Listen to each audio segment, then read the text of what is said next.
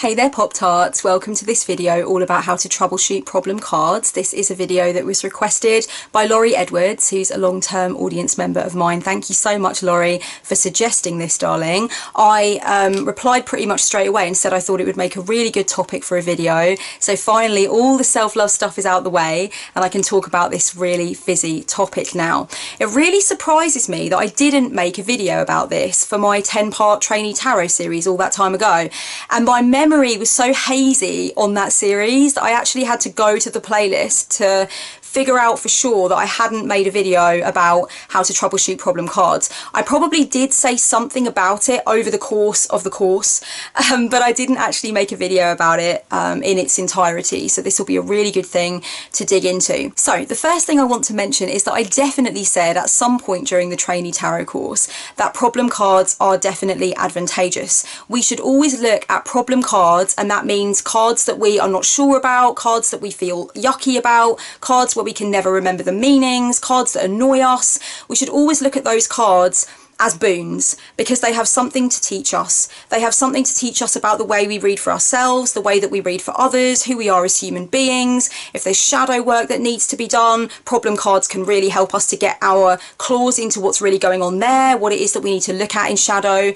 So we should always be grateful for the problem cards. So that's the first mindset shift that I'm gonna ask anybody watching this video to try and do, is to think of problem cards as the cards that are gonna teach you something, that are gonna be exciting, that are going to really plug you into something you didn't know about yourself, you didn't know about your capabilities as a reader, or you didn't know about your shadows, your things that scare you, things that piss you off, things you're trying to run away from. Problem cards can often help us to determine a lot of those things. The very first thing that I do once I've established that I've got a problem card in my midst is I pluck it out, take it away from the rest of the deck. I go to a place, usually my altar or my tarot table, sometimes just the sofa in my living room, and I just look at it and I just take some time to be with it. And it's basically like I'm kind of asking it in not so many words, what is the issue between you and me? Like, why are you pissing me off? What's going on? And I just really take some time with it away from the rest of the deck to try to establish what's wrong. Now, sometimes what's wrong for me is that I've just gotten too stuck in the same old way of reading the card. Like, I have just gone for the same interpretation over and over again. It's almost become the only interpretation in my arsenal. I've forgotten other interpretations. I've forgotten the other shards of the card, if you like. There obviously are certain meanings that are very strong within a card. There are universal, like standardized, accepted meanings, but there's all these different nuances, all of these different threads, all of the different interpretations under the umbrella of that energy of the Fool, or the energy of the Lovers, or the energy of the Ace of Cups. And sometimes I just get stuck on this hamster wheel of the same little interpretation underneath that massive umbrella.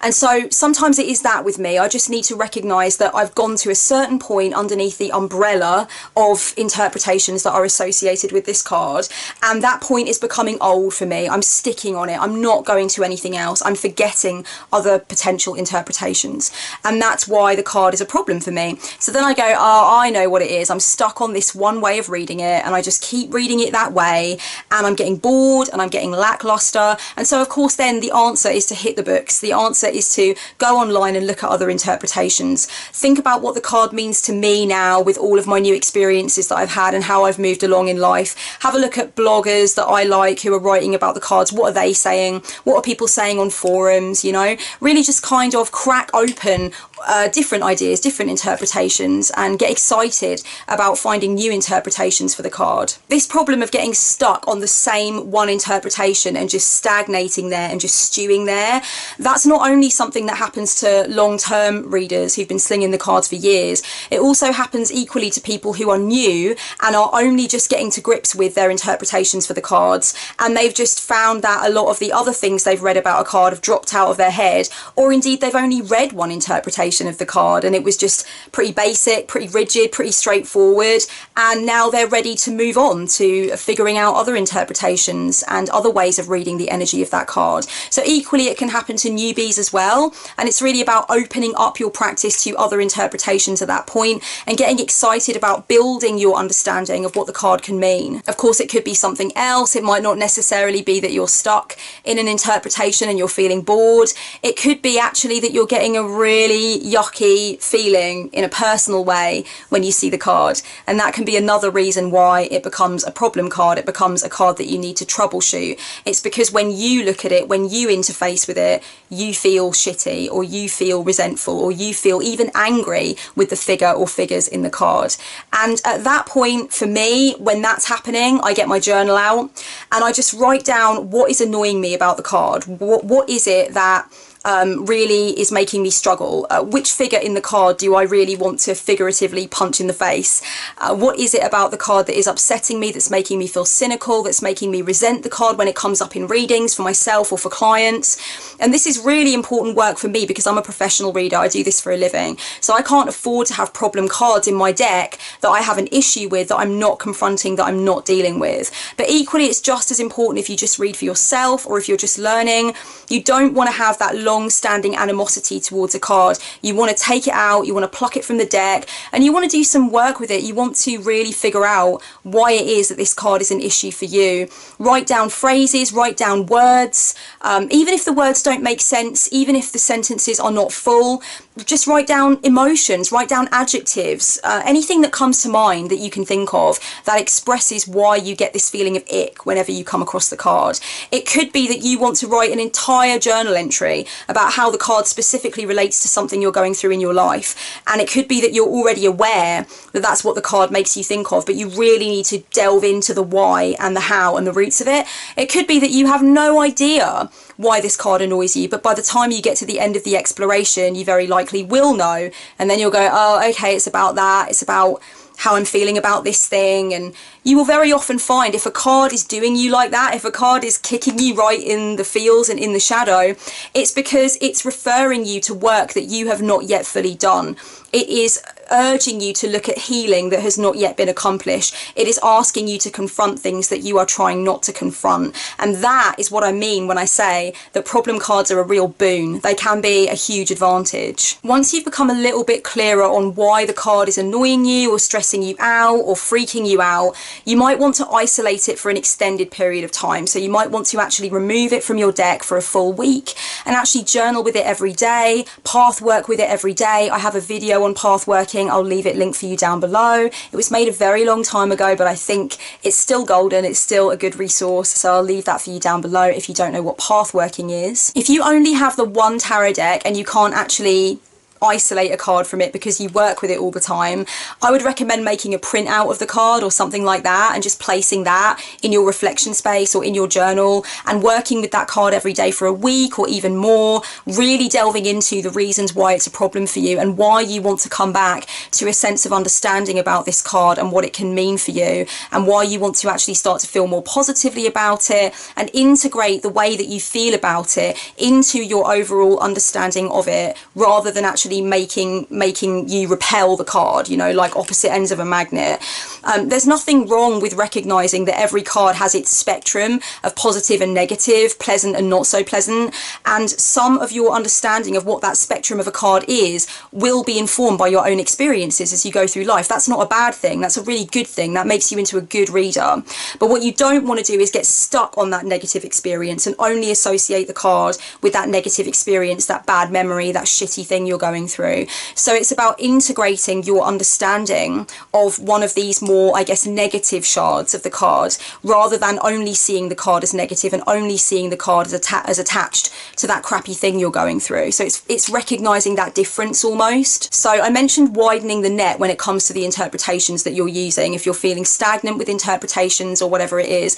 But I also would recommend, if you're struggling with a card and you're having issues with it, that you again widen the net when it comes to the interpretations that you're using, and think about the interpretations that you like, the ones that you haven't come across before that are interesting to you. Think about also the ones that you really do not like and why you don't like them. This is really about updating the interpretations that you've got to hand. It's about having more in that particular portfolio in your head. You know, when you open up that file of interpretations related to your problem card, there's got to be more there for you to chew on. And also it might just be time for you to reassess some of the key ways that you interpret a particular card. There may be 2 or 3 specific interpretations interpretations or keywords which come to mind when you see this problem card. And it could be that you actually just need different keywords, different phrases, different myths to associate with the card, different personal stories, just different interpretations. So it's like getting new blood going into a card and recognizing that you are never done learning about a card. There's always more to learn. There's always different interpretations, different perspectives that you can glean from.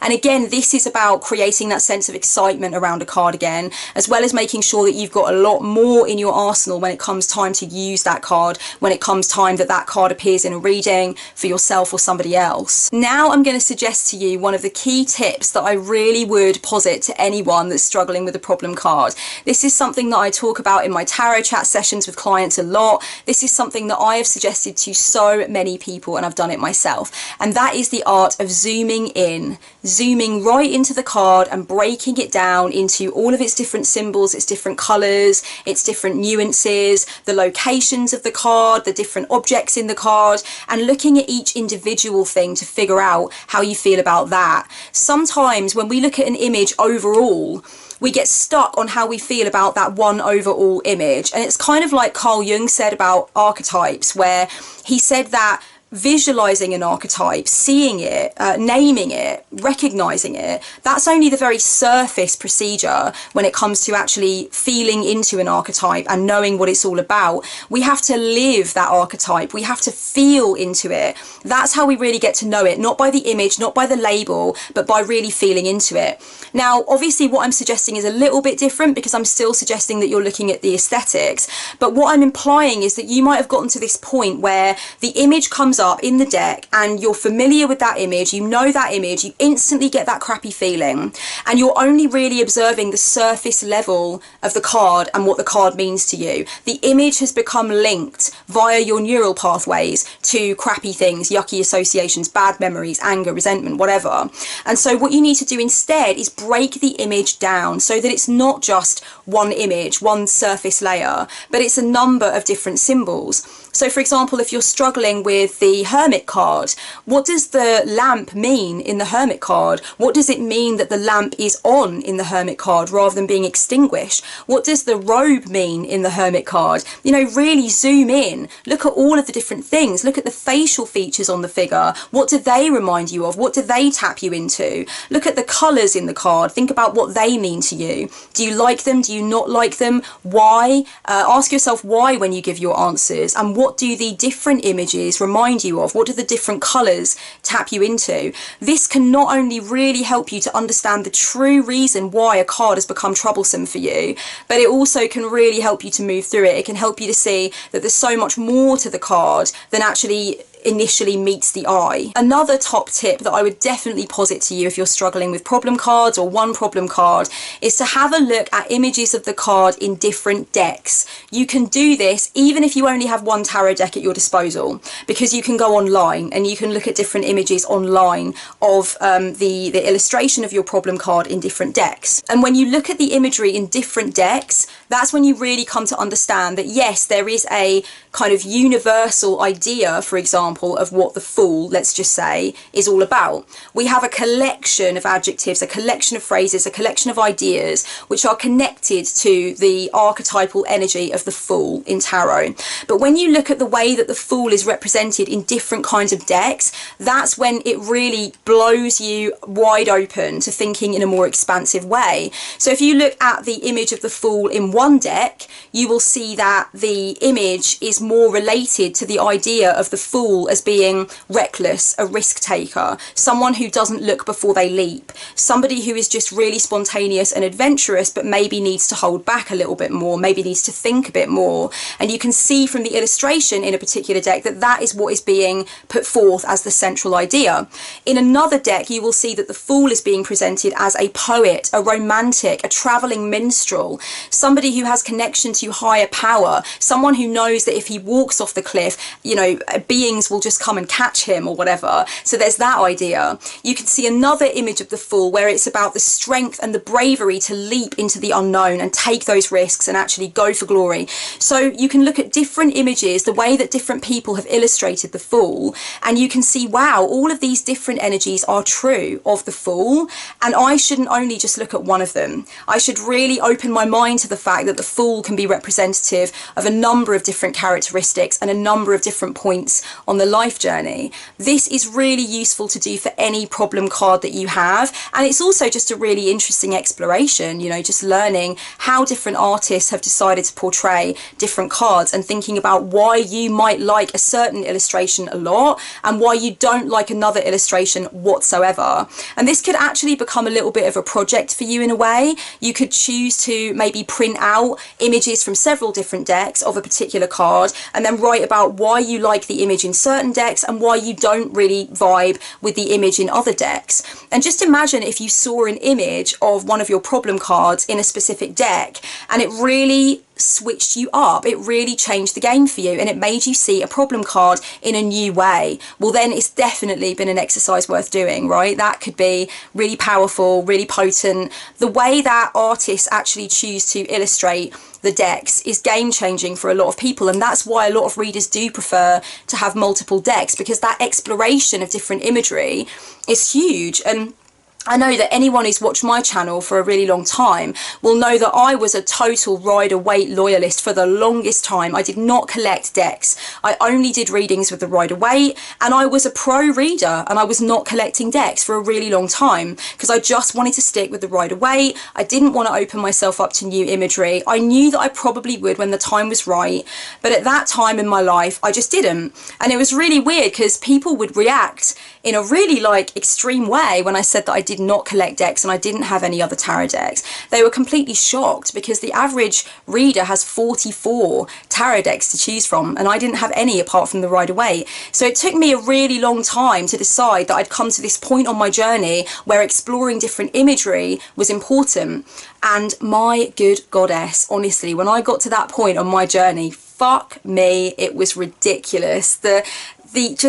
I can't even explain it. It was so expansive, it was so big, it was so high vibe. Just finally getting to delve into all of these different ways of seeing each card was huge. And I really started to get into doing comparisons. So I would just sit there with like 4 different decks and I would take out the King of Cups, just for example, in all 4 of them. And I would think about how each artist had brought something different to the proceedings when they had done the illustration for the King of Cups. And I would do this, and I really want to get into doing this on the channel. Let me know below if this is something that you would like to see on the channel, because I've thought on and off for a while now about doing comparisons. I might do them in my card slinger series, which I'm bringing back to the channel this month, and this time it will all be filmed at my tarot table, which is going to be really exciting. So we're going to be actually focused on the cards much more. I really enjoy watching Kelly from the Truth in Stories videos, and I love the fact that she's just got it all on the cards for most of the time with the walkthroughs and stuff like that, and even some of the chats, everything is focused on the cards.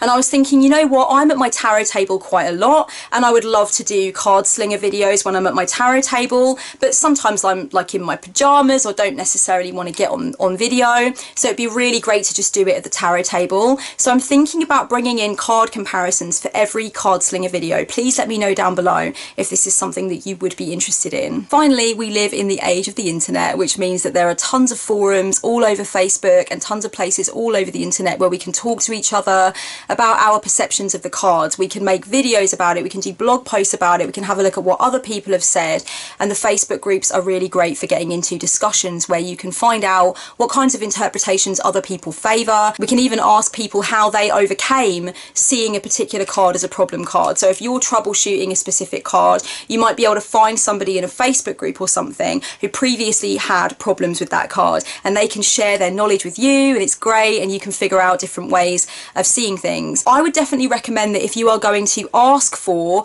interpretations or advice or guidance on a specific card, that you do so by first of all explaining what your issues are, what kinds of interpretations you would give to the card, etc., and then frame your question in the group as though you're kind of asking other people for their input out of interest and in the interest of discussion. I would recommend don't phrase your question as though you're asking people to teach you, because that can get really old really quickly. You know, there's absolutely tons of interpretations around on the internet. There's loads of different things you can read. I don't think we should be going into tarot groups and asking people for free tuition, asking people to teach us interpretations before we've actually looked for any. It's really important that we already are doing our study. We're already looking into what the card means, but it's perfectly okay to go into groups and say, look, this is the study I've done so far, this is what I think it means, but I'm struggling with it, or I'm stagnant with it, or it's making me feel crappy. And then just saying, like, what's your input? What kind of advice do you have for me? How would you recommend that I read the card differently?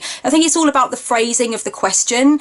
People really don't mind giving input and giving advice and lending a guiding hand. You know, a lot of people love to talk about tarot, but when someone comes in and they don't give any idea or any sense that they already have a view of what they think of the card and they've already been studying, and they just say something like, what does the Empress mean? Tell me everything you know about the Empress, or whatever, then that can feel very much like people are just being asked to guide somebody and help somebody as a tutor would, as a mentor would, and that's a lot of work, you know. So really come at any opening of a discussion with the indication that you are doing your study and you are working on it, and you would just like their input so that you can dive deeper into your own exploration. So just the phrasing of the question, I think, would definitely be a good idea to think about before you actually hit publish on a Facebook group or something like that. So I hope that these insights have been useful. I hope that they have given anyone who has problem cards something to think about. This has been really interesting to talk about and long overdue. Thank you so much, Laurie, for asking me to answer this question. I hope I've done well. Much love, guys. Blessed be.